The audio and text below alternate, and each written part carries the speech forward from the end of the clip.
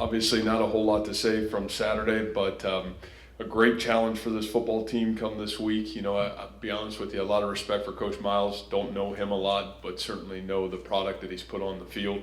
Watching this Kansas team, really impressed by the way they've played. As talented of a team that we played in terms of playing Kansas, really skilled at all their skill positions, an elite running back, a veteran offensive line, and a veteran quarterback, to be honest with you, that's played really good football this year. And you flip over to the defensive side, big, strong, and again, a lot of guys we played against, guys that can really run and strike. And so, I think the biggest credit that they play with a lot of energy, a lot of emotion, and a lot of credit goes to Coach Miles. They're doing great things. So with that said, certainly open up to you guys any questions you have for me. Julian is going to break a record this year that's tie out on Saturday that's, at least to me, is pretty impressive. What does it take for an offensive lineman now to have that many consecutive starts? Well, obviously the first thing you got to have is talent, and Julian's certainly highly talented. I think the other thing that you have to have is you got to be a little bit lucky, because the physicality of the offensive line position and to be able to stay healthy through his career is certainly a credit to him and the work he's put into that. But, he's done a great job of taking care of his body. I think physically you're seeing the best he's ever looked in his career right now going into this season, and really proud of that. And so, Julian's he's a special football player, and he's a guy that has certainly grown immensely over the last 3 to 4 years in this football program. Has a chance to leave here, right now he's got his best academics that he's ever had, a really intelligent young man, and playing his best football that he's ever played here with great consistency. So we're all really proud of him.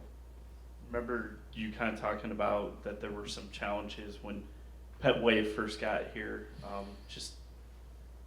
adapting and everything. Could you kind of go through just the early part of his transition here, and then just how we got to this point?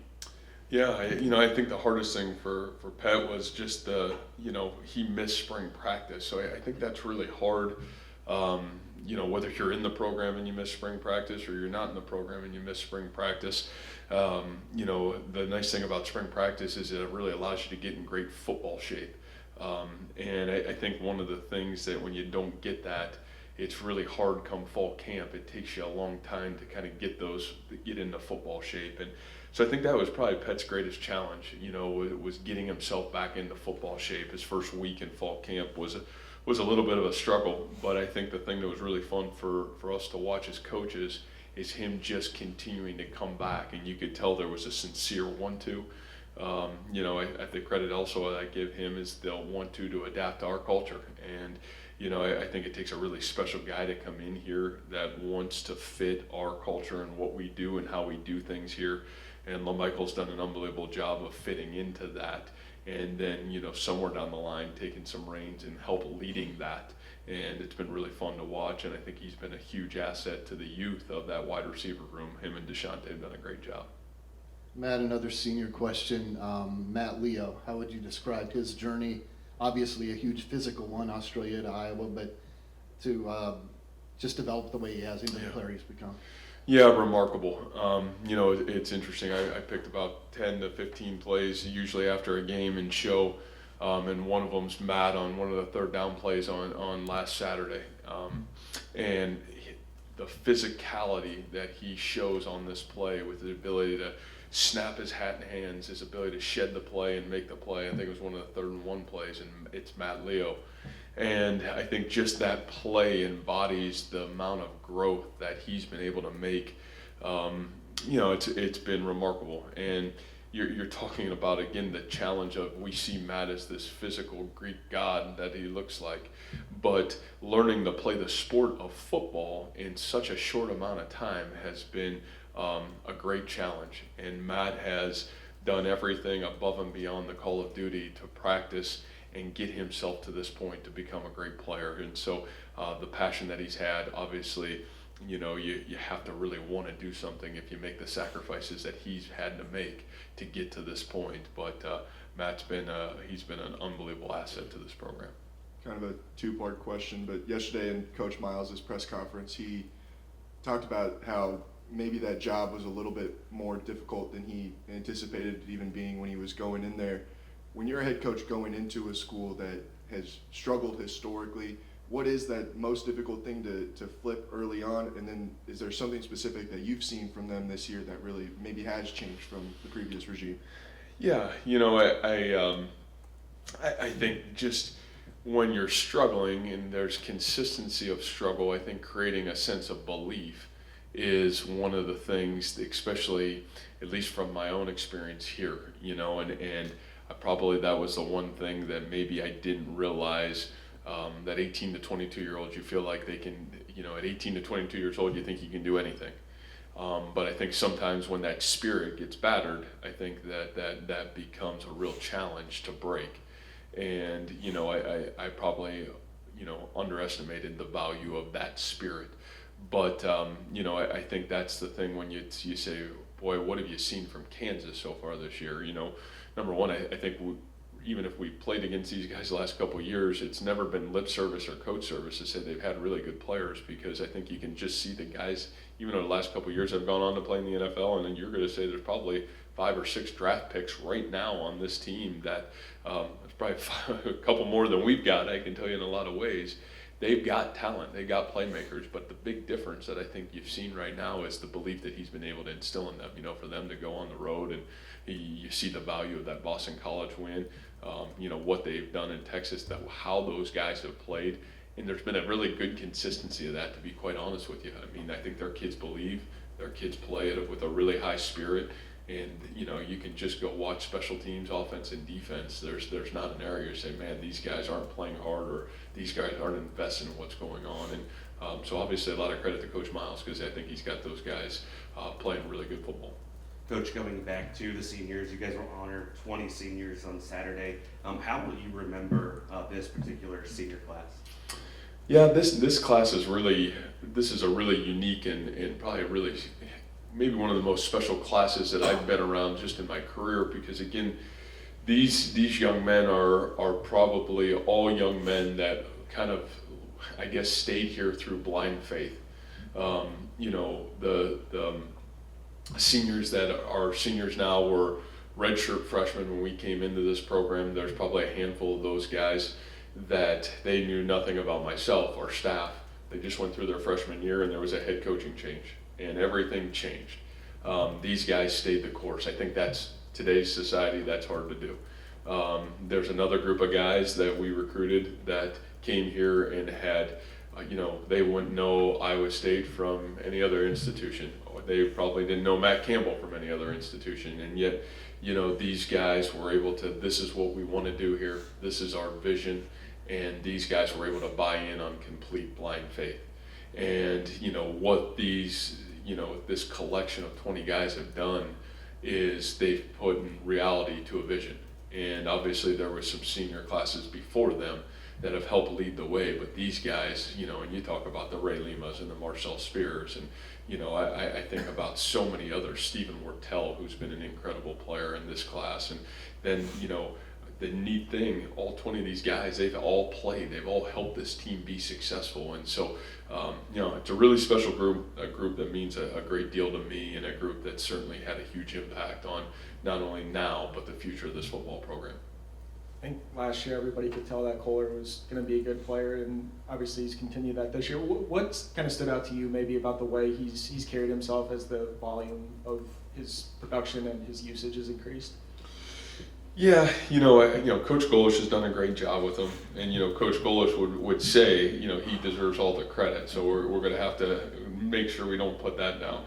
But I think the biggest thing that I would tell you about Charlie is he's worked really hard to go from, there was a time last year, and it might have been the West Virginia game, he kind of had that breakout game a little bit, and started to show flashes of what he had the ability to do at a really high level in game situations. And then you kind of got to like the tail end of the season, it kind of leveled off a little bit. And I think our challenge to Charlie was, man, look at what this guy could be. And I think the great thing about Charlie is Charlie's as competitive as anybody in our football program. He wants to be the best.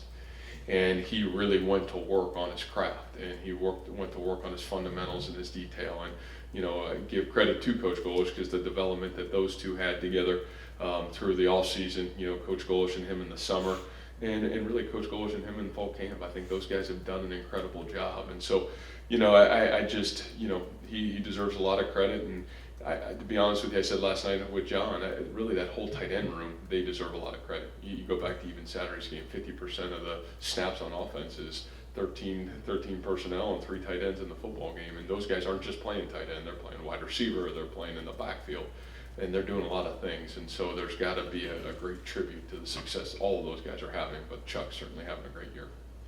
What do you remember about the recruiting process of him? Yeah, Charlie's one of those guys that you remember his personality. I remember obviously his mom. She was Charlie and his mother came up here for the first time to visit Iowa State in the summer, and everything revolved around not football, but everything revolved around academics. And obviously the Charlie's really intelligent. The background that the Kohler family has academically is outstanding. And so I remember just working really hard to say, hey, listen, we can live up to your standards academically. And oh, by the way, we'll do a great job developing you as a football player. But I just remember that spirit about Charlie, the competitiveness of who he was and kind of how he asked questions was really impressive to me. You fast forward a couple months, we go down and watch him play in the state championship game. And, I think it was Coach Manning, Coach Golish, myself, down at the state championship game and watching him play. And they didn't win that night, but Charlie had an incredible game. And they played one of the best teams in Oklahoma that night. They were right there to win the game. And the thing I appreciate about how frustrated he was that they didn't win the game, but watching him compete the entire night, and I thought really, really impressive too. All the way down to the end, right till signing day, and 2 days before signing day, Oklahoma State offers him a scholarship, and he's stayed loyal to us, which I know had to be really hard. I think the easy thing for him would have been to go play with his brother at the time, and certainly a little bit closer to home. But his loyalty, who he was, and what he's been through the process of recruiting is really exactly what we've gotten since he's been here. What can you say about the toughness of Greg Eisworth in terms of how much pain he's had to play through this season, and just has it ever gotten to a point where there's been a discussion about possibly shutting him down just because it's so much?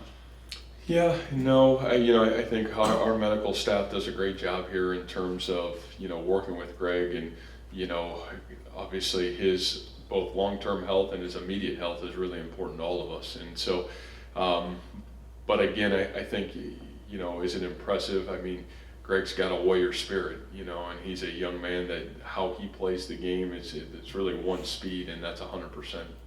And, I think that's something that, it's a tribute to him. Some people have the ability to endure and not be maybe 100% health and still be able to play at a really high rate, and Greg's one of those guys. And so, I think it just tells you how special that guy really is to be able to endure some of the things physically that he's endured and still be out on the field and be able to help our team be successful. How important has it been that you've had him out there as much as you've had? I know he's missed some time, but yeah, no, I think it's huge for our team. Number one, our kids obviously believe in him. He's voted captain here, and I think that part tells you enough to be a junior, being voted captain in this program. I think says a lot about who you are. Number two, I think Greg's just his playing experience and his ability to communicate make him a really dynamic football player. And so, his ability to get people lined up and kind of get people the ship righted when it needs to be righted is really special. And he brings more than just this physical specimen at safety. He's also a guy that's got this great instinct, and he's also a guy that's almost like a coach on the field at times for us. When you look at this 20-man senior class, there's probably not anybody that's been kind of more in the thick of some of the most important moments over these last couple seasons than Marcel, whether it's the big interceptions he's had or some of the other big games that he's had. Is there one play or one lasting memory that you're going to have of his career here? Yeah, I think for me, and hopefully there's still some moments left out there, but I think the two things that I really appreciate about Marcel, number one, some of those instincts, the TCU game, the Texas Tech interceptions for touchdown, those are all awesome. Those are all great things. And probably those, when you at least say Marcel Spears, those immediately come to my mind of memories of him as a player. But I think for me, the greatest memories that I'll have, and I said this at Big 12 Media Day, and we've had great leadership here, guys that have turned the tide of this program. But Marcel's one of those guys that's just got the in factor. He's going to go be really special in life after he's done playing football. And I think his ability to really change, may take another huge step forward culturally in this program, especially this offseason, and him taking the bull by the horn in a lot of ways and really having the ability to stand up in hard times and lead. It's been really impressive, and I think for me, as much as the football memories, it's going to be those vocal and those leadership and mentorship memories that I'm going to have of Marcel. So we're really proud of him and really glad that I get to still coach him here for a couple, month and a half left of football. But he's a guy that's been a huge impact on the leadership and culture of this program. You mentioned the 13 personnel. I mean, you guys started in it for, I think, the first, maybe you've done it earlier this season, but it was pretty noticeable early for the first few plays. How much have you just dug back into your past now that you have the tight end season? How much, as Coach Manning brought back, what's kind of the balance of what you've tried to do as this season has evolved? Yeah, I think a lot of it is probably a good mix of both. The neat thing for us is, Coach Manning and I being together during those experiences at Toledo where we had a lot of that personnel and were able to do a lot of different things. It was he and I kind of sitting there kind of grooming that at that time. So I think that really positive. And then obviously some of Coach Golish's experiences that he had when he went to the University of Illinois, and then, certainly Coach Manning coming back, and, we know what the Colts have had at the tight end position and some of the things that they've been able to do and create in the pass game. I think those things have certainly helped us. So I think it's really been a great collection of really all three of us kind of going to work on how can we best put those guys in position and how does it help our offense function and be successful. Matt, what do you think it's going to take to have national type people to say after a Texas game, for example, Saturday, or after the Oklahoma game, whenever that was, 2 years ago, or after TCU 2 years ago, that Texas lost the game, Oklahoma lost the game, TCU lost the game, Iowa State didn't win it? What has to change? Yeah, I think for us, we just got to keep worrying about us and, keep pounding away. And I think consistency is big. And I think you would say that, and we would all say that in this room, is continuing to be the best version of us and continue to prove that we earn the right to play and win these football games.